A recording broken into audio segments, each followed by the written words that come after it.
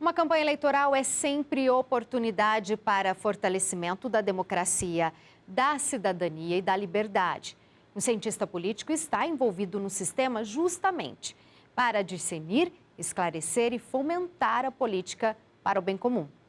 Professor universitário, pesquisador e comentarista político Araré Carvalho conta pra gente, afinal, o que o cientista político faz em época de eleição. Boa noite. Boa noite, Ana. Boa noite, todo mundo de casa. Olha, a época de eleição é sempre complicado, né? As pessoas ficam tentando desvendar para quem você torce, para quem você vota.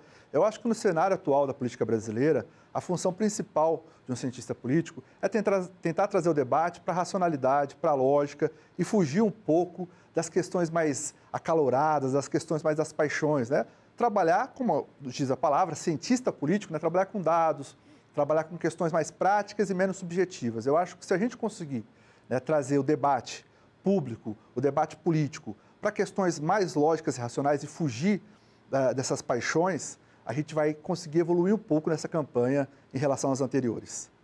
Araré, pipocando fake news é época de eleições. Como garantir com que a gente está lendo na disputa, no calor da disputa, é verdade ou é mentira?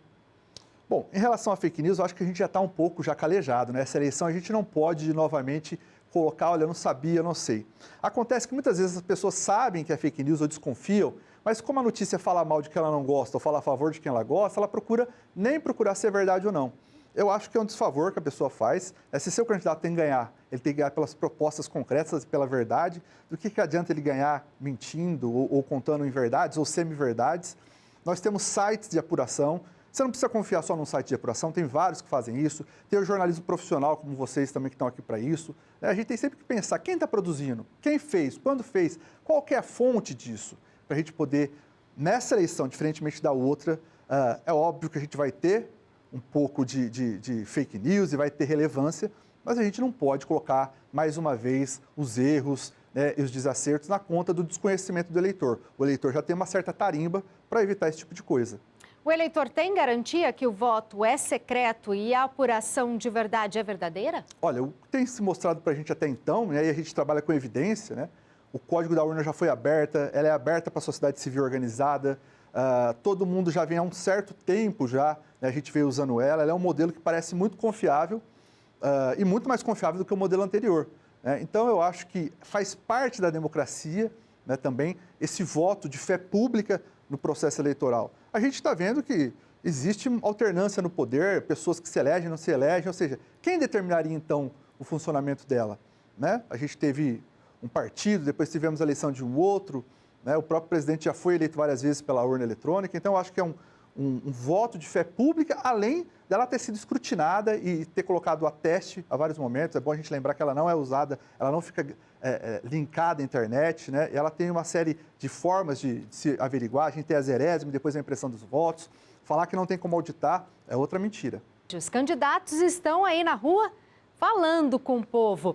O que a gente pode esperar da eleição de 2022? Olha, de novo, a eleição majoritária ela tem de ser plebiscitária, né? Ou seja, julgando o governo esses últimos 4 anos e julgando outros governos. É o que é ruim, eu não gosto muito disso, né? Eu prefiro mais uma campanha de propostas, mas eu temo que isso não vai acontecer.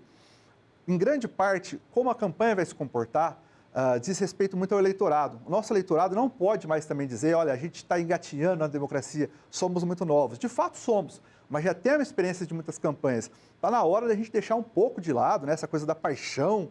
Nós não somos adolescentes que estamos torcendo por time de futebol, nem por banda de rock, né? Chega a ser até feio você ver alguns adultos aí se descabelando. A gente tem que se apegar muito mais a propostas e cobrar propostas. E propostas viáveis também, porque em época de campanha a gente sabe que é prometido tudo, mas de onde vai se tirar recurso para isso? Como vai se fazer? Nosso orçamento já é apertado. Então eu espero, de fato, que essa campanha fuja desse debate raso, sabe, de provocações, de fake news e que venha para um debate propositivo. Você falou do papel do eleitor. Você acha que o eleitor sabe realmente qual a importância do voto? Eu acho que o eleitor ele tem percebido nas eleições, pós-eleições, e qual que é a vantagem da democracia? Ela é pedagógica, a gente vai aprendendo com os erros, com as falhas, e as pessoas percebem que a política, ou a má política, ou a falta de ações, rebatem na vida delas concretamente. Então, você pode pensar, olha, minha vida melhorou, piorou, melhorou em alguma coisa, piorou em outra, o que precisa ser pensado, o que precisa ser mudado, porque é uma questão prática, não é subjetiva. Não é, será que a política me serve ou não me serve? Não. As decisões políticas rebatem diretamente na nossa vida, na nossa alimentação, no nosso transporte, no nosso vestuário. Então, eu acho que, na medida que a gente percebe a política como uma prática cotidiana de coisas que afetam a nossa vida, a gente começa a perceber que o voto tem muita importância. Araré, a gente falou sobre a campanha eleitoral. Os candidatos a presidente da República, eles têm um foco grande no estado de Minas Gerais. Qual a importância desse estado? Por que isso acontece? É interessante isso, viu, a sua pergunta. Minas ela é importante porque é o segundo maior colégio eleitoral, então, por si só, ele já tem uma importância muito grande. Outra questão que a gente pode dizer é que Minas, muitos analistas dizem que Minas tem dentro dela vários representantes de lugares diferentes do país. Então, por exemplo, Belo Horizonte se comporta mais como o Sul vota, o Norte de Minas se comporta mais como o Nordeste. Como a gente tem uma eleição muito equilibrada, só vocês pensarem nas últimas eleições, né?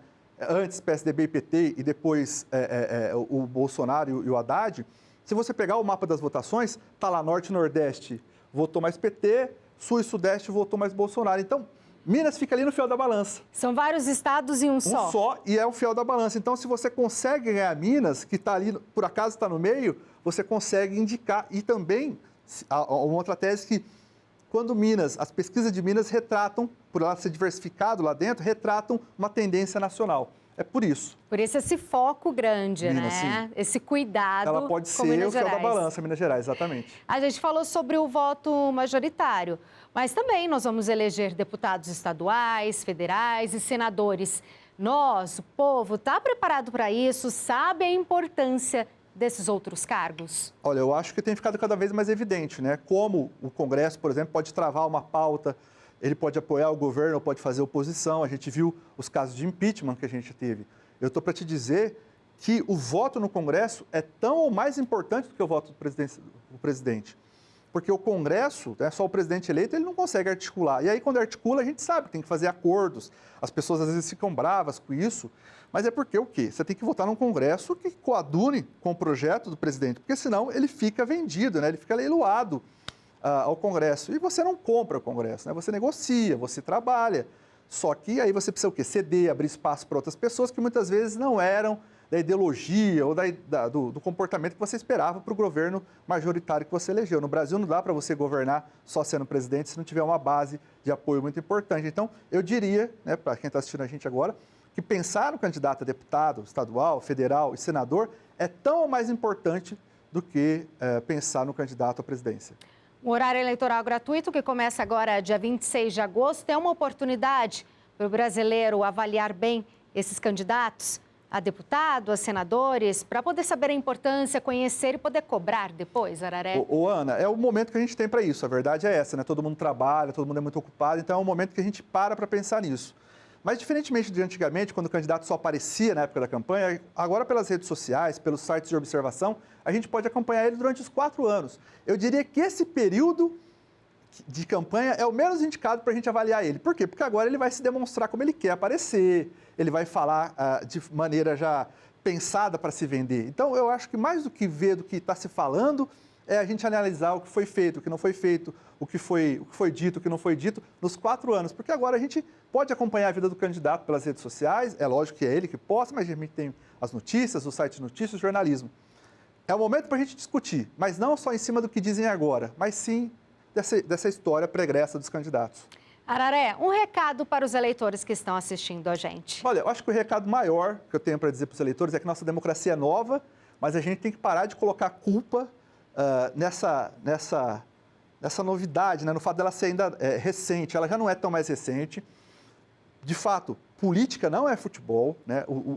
As decisões que a gente toma agora, ela reverbera na nossa vida. Então, a gente tem que tentar, eu acho, né, abandonar um pouco essa coisa quase que infantilóide que a gente tem de tomar, né, um herói da pátria, uma pessoa como se fosse um ídolo. Ele não é ídolo, é um servidor público. Né? Você tem que pensar que você está contratando uma pessoa para trabalhar para você, não uma pessoa que você vai estabelecer uma relação de afeto, eventualmente você pode ter, mas isso não é o cerne. Eu acho que a nossa eleição ela tem que se amadurecer, e isso depende muito do eleitor mais maduro, mais informado e pensando no bem coletivo, né? Republicanismo é justamente isso, a gente pensar no bem coletivo e não só no nosso bem individual. Araré, muito obrigada e até breve. Obrigado, Ana. Obrigado a todo mundo. A gente se vê.